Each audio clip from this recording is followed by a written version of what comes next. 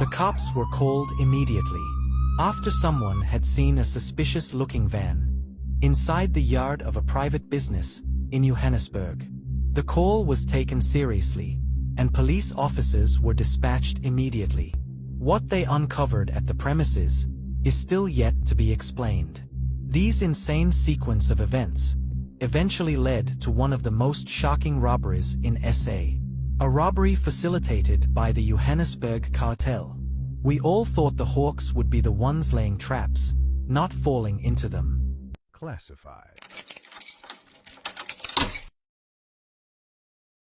The cops responded very fast, and upon arrival at the premises, they saw the Nissan van. In addition to the Nissan, there were 3 more vehicles. When they spoke to the driver, he told them that he was also a police officer, and he properly identified himself. He told them that the van was a state vehicle. The driver was not alone. He had 3 men with him. One of the 3 men told the dispatched policeman that he was a warrant officer from the National Investigation Unit. The other man told them that he was a chief traffic officer. The 4th man was just a civilian. After talking to the men, the police began checking the Nissan. What they saw inside left them speechless. The van had 23 bags.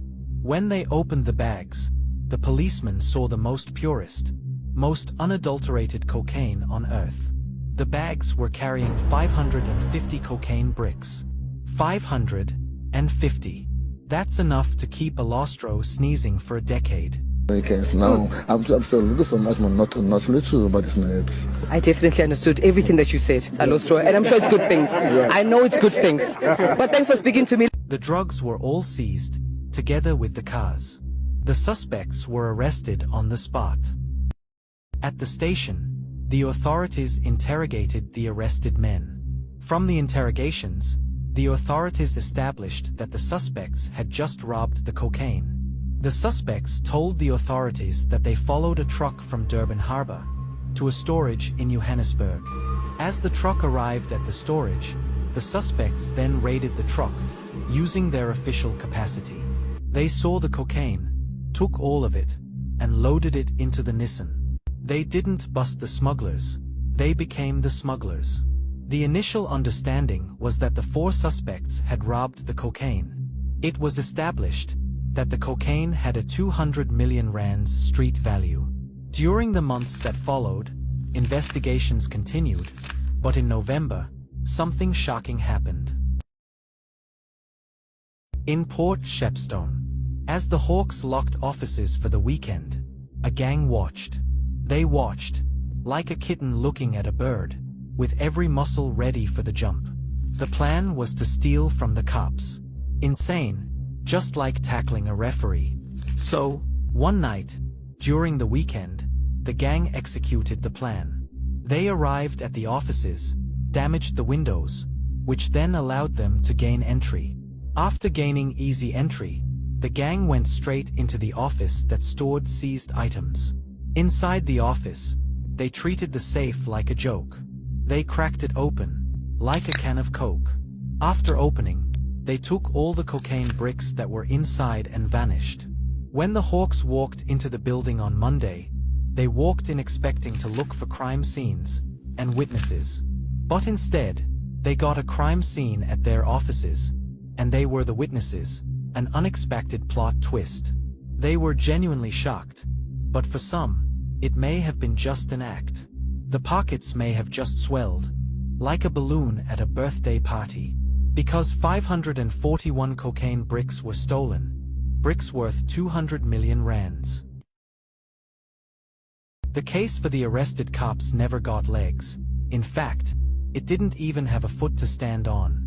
After court appearances, in 2022, the case was withdrawn by the National Prosecuting Authority.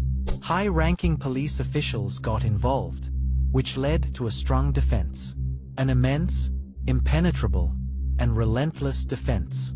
Another version was later presented, stating that the arrested officials legitimately intercepted the truck. It was a police operation, and the officials had legally seized the drugs. It was argued that the men were following up on information on the transportation of drugs from Durban. And as they were doing so, they managed to spot and follow the truck to the storage. While they were still busy with the operation, police officers arrived, which initiated an argument. This version was believed in court, and the case was withdrawn.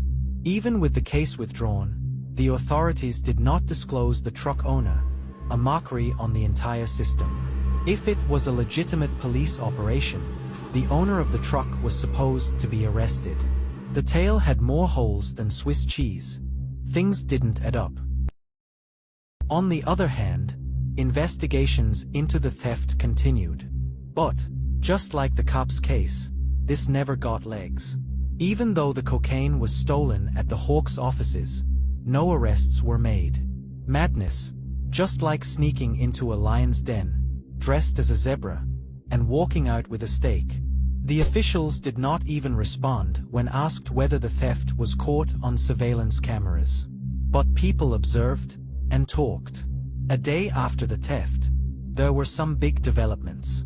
These developments left most trying to connect the dots, with serious accusations thrown. Apparently, just like every single thread in a spider's web, it is all connected. Recently, a former advocate raised some serious allegations, implying that a higher-ranked police official is trafficking drugs. Mkhwanazi has made damning allegations against Mkhunu and top police management. These allegations came after the general had also raised some allegations, implying that there is a drug syndicate operating in Johannesburg. The general disclosed that the syndicate is made up of politicians, higher-ranked officers, judges, celebrities, and many more. And this syndicate involves, amongst others, politicians who are currently serving in parliament. The law enforcement officers include the members of the South African Police Service, the Metro Police, and correctional services. They include prosecutors in Gauteng province, the judiciary, and all these are controlled by the drug cartel as well as business people in that province of Gauteng. Looking back at the bust and the theft in Port Shepstone, there is definitely something tangible on these allegations. Because amongst the suspects on the bust, there were senior police officials.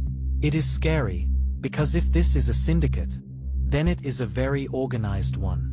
With people within the National Investigation Unit, the syndicate will always stay ahead of the authorities.